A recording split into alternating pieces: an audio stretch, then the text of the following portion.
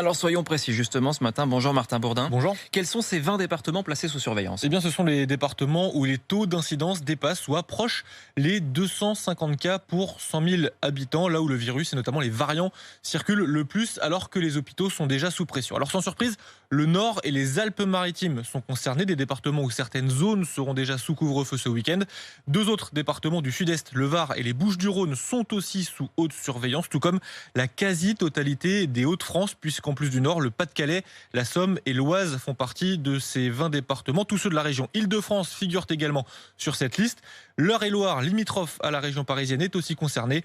La Moselle, la Meurthe-et-Moselle dans l'Est, le Rhône et la Drôme complètent cette liste. Ce sont donc 25 millions de Français qui sont concernés. Alors on se demande ce qui va se passer là dans les prochains jours. Martin Bourdin, on est bien d'accord, on parle de décisions qui seront prises au cas par cas. Oui, le mot-clé du gouvernement désormais, c'est la territorialisation. On va adapter les mesures à la réalité locale, a dit Jean Castex hier. Dans un premier temps, les préfets des départements concernés sont appelés à échanger avec les élus, une concertation pour savoir quelle stratégie adopter localement, surveiller aussi les courbes de l'épidémie et si la situation se dégrade, des mesures plus restrictives seront annoncées la semaine prochaine. Elles entreraient alors en vigueur le week-end prochain, celui du 6 mars. Donc, l'idée du gouvernement, c'est de calquer ces mesures sur celles prises à Dunkerque et à Nice, avec ce confinement imposé le week-end uniquement.